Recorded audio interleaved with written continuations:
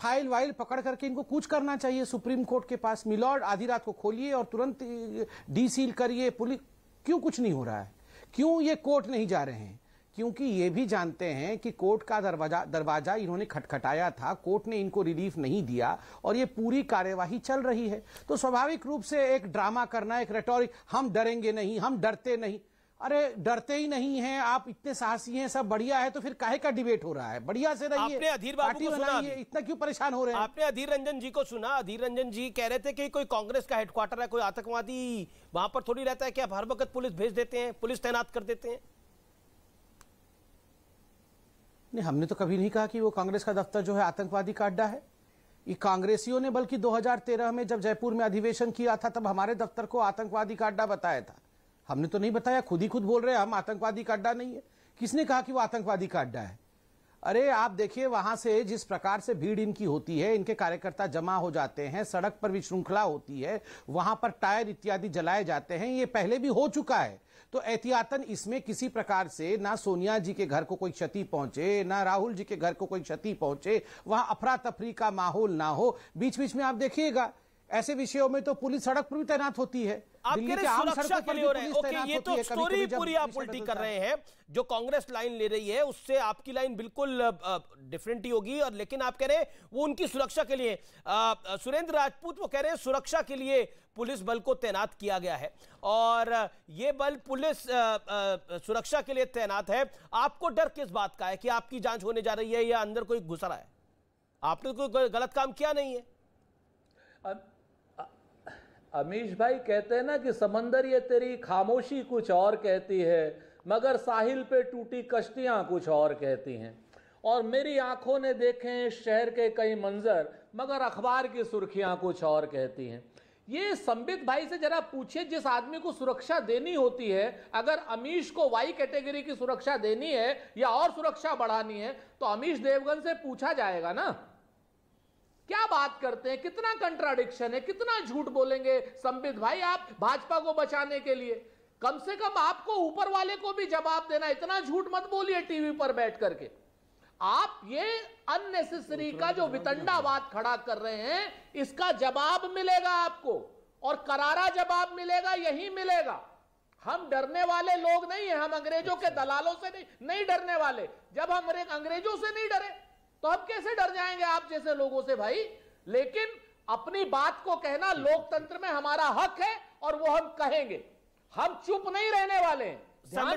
जयराम रमेश कांग्रेस के सांसद और मीडिया चीफ ने बोला विनाश काले विपरीत बुद्धि। अरे अमीश भाई, अब बेचारे लोग क्या क्या बोलेंगे बताइए। ये 5,000 करोड़ का गबन का केस है। ये पटियाला हाउस कोर्ट से लेकर सुप्रीम कोर्ट तक गया हुआ है। पटियाला हाउस कोर्ट ने कहा कि इस पे कार्रवाई होनी चाहिए, तो ये लोग हाईकोर्ट गए।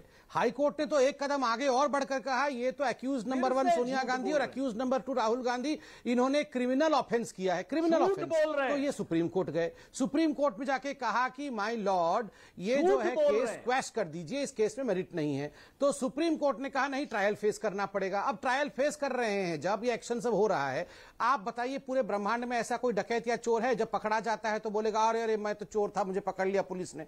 वो यही सब चिल्लाएगा, अरे पुलिस बदमाश है, मेरे ऊपर साजिश हो रही है, मैं तो बड़ा अच्छा चोर नहीं बोलेगा, मैं तो बड़ा अच्छा आदमी हूं, मुझे चोर बताया जा रहा है। और ये बेचारे, ये देखिए सुरेंद्र राजपूत भले आदमी है, अच्छे आदमी है, शिक्षित आदमी है, कांग्रेस के प्रवक्ता है। अब कैसे सेव करेंगे कांग्रेस को? क्या बोलेंगे कि हाँ घपला हुआ था, दोनों बेल पे बाहर है, हाँ ये जांच होगी, ऐसे ही बोलेंगे। हमको डरा रहे हैं, हम डरेंगे नहीं। ठीक है, इसका क्या मतलब है? हमको डरा रहे हैं, हम डरेंगे नहीं, हम देख लेंगे। जी जी जी, एक सुरेंद्र राजपूत 30 सेकंड। देखिए, आजादी का ये अमृत काल चल रहा है और आज तिरंगा यात्रा भी थी जिसको कांग्रेस ने बॉयकॉट किया, लेकिन शाम तक होते होते ये खबर डेवलप हो गई। क्या आपको लगता है कि आजादी के इस अमृत काल में कांग्रेस पार्टी को जिस तरह से प्रेजेंट करना चाहिए वो प्रेजेंट नहीं कर पा रही है और ईडी के चक्कर में फंस गई है?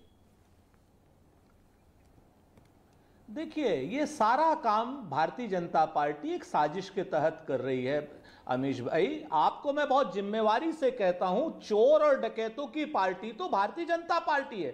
चोर भी हैं, डकैत भी हैं, तड़ीपार भी हैं, आईएसआई के एजेंट भी हैं, पाकिस्तानी एजेंट भी हैं और आतंकवादी भी हैं इनकी पार्टी में। और ये आप भी कहते हो, पूरे मीडिया में है, ये ओपन है, हम अपनी तरफ से कोई नहीं कह रहे। तो ये भारतीय जनता पार्टी के लोग और इनके यहां पर हमारे जो विशिष्ट गृह मंत्री जी हैं, उनके पीछे आतंकवादी खड़ा होता है जम्मू कश्मीर में 2 लाख रुपए का। आप ध्यान दीजिएगा। तो हमें यह ना बतावें, एक बात बहुत स्पष्ट रूप से समझ लीजिए कि आजादी के अमृत काल में उन लोगों को तिरंगा उठाने करके चलने के लिए विवश किया जा रहा है। आज उस भारतीय जनता पार्टी को जिनके पुरखों ने हमेशा तिरंगे का अपमान किया, जिन्होंने कहा था तिरंगा अशुभ है, और जिनके लिए आप तो चल रहे थे, आपकी पार्टी ने तो आजादी दिलवाई। आप बार बार क्लेम करते हैं सुरेंद्र भाई कि आपकी पार्टी ने आजादी दिलवाई, तो आप भी चल देते, आप इनको मौका तो क्यों दे रहे हैं? तिरंगा यात्रा में बीजेपी का कॉपीराइट थोड़ी है, इनको मुंह तोड़ जवाब देते हैं। आज आपके सांसद भी जाते तिरंगा लेकर, क्यों नहीं गए? तो मौका था इनको आईना दिखाने का। हमारे सांसद हाँ, हम तो आजादी से नहीं, आजादी के पहले से तिरंगा यात्रा रोज लेकर के निकालते हैं भाई। कहां से आप बात कर रहे हैं? तिरंगा तो हमारी आन है, बान है, शान है और मान है। अरे लगातार जब नरेंद्र 365 दिन लेके चलते हैं। जब नरेंद्र मोदी ने आह्वान किया, देश के प्रधानमंत्री ने आह्वान किया कि अपने घर पर आप तिरंगा लगाइए, आजादी का अमृत महोत्सव है और आप अपनी डिस्प्ले पिक्चर में भी तिरंगा लगाइए, तो कांग्रेस भी तिरंगा लगा सकती है। तिरंगा ना तो नरेंद्र मोदी का है, ना संबित पात्रा का है, ना मेरा है, वो तो हम सबका है, आप सबका है, इसके अंदर तो कोई दोहराई नहीं हो सकती। पॉइंट नंबर 2, लेकिन आपने चॉइस लिया, आपने चॉइस लिया, आपने चॉइस ये ली, आपने बोला हम पंडित नेहरू वाला तिरंगा लगाएंगे, लेकिन तिरंगा तो तिरंगा है। हाँ बिल्कुल, आपने बहुत आई अप्रिशिएट, मैं आपको अप्रिशिएट करता हूं, शुक्रिया इस सवाल के लिए। मैं आपको 3 बातें बताता हूं। पहली बात, भारतीय जनता पार्टी के जो पितृ है, संस्था है आरएसएस, उन्होंने तिरंगे को 3 रंगों का बता करके अशुभ बताया था, और आज जो भारतीय जनता पार्टी प्रतीक यानी सरदार पटेल को लेकर के चल रहे हैं, उन्होंने कहा था कैसे बेवकूफ लोग हैं, ब्रह्मा विष्णु महेश भी तो 3 ही थे, इन लोगों को क्या जवाब दें? एक बात। दूसरी बात, तिरंगे को लेकर के जो हमारे मन में भाव है, आन बान शान मान, हमारा आजादी का हमारा प्रतीक है तिरंगा, हमसे ज्यादा ठीक है। जवाब संबित जवाब सुन लीजिए। अब प्रधानमंत्री जी का जवाब भी तो सुन लीजिए। हाँ, मैं जवाब कैसे दूंगा? ये शांत होंगे तभी तो दूंगा। अरे प्रधानमंत्री का जवाब तो सुन लीजिए। पहले गुस्सा हो जाएंगे, नहीं तो। हाँ बोलिए भैया, गुस्सा मत। अरे हम नहीं गुस्सा होते संबित भाई, सुलग तो आप रहे हैं जी। नहीं, बिल्कुल हम गुस्सा कतई नहीं होता। हम तो शांति से बैठे हैं, इतनी जोर से चिल्ला तो आप रहे हैं।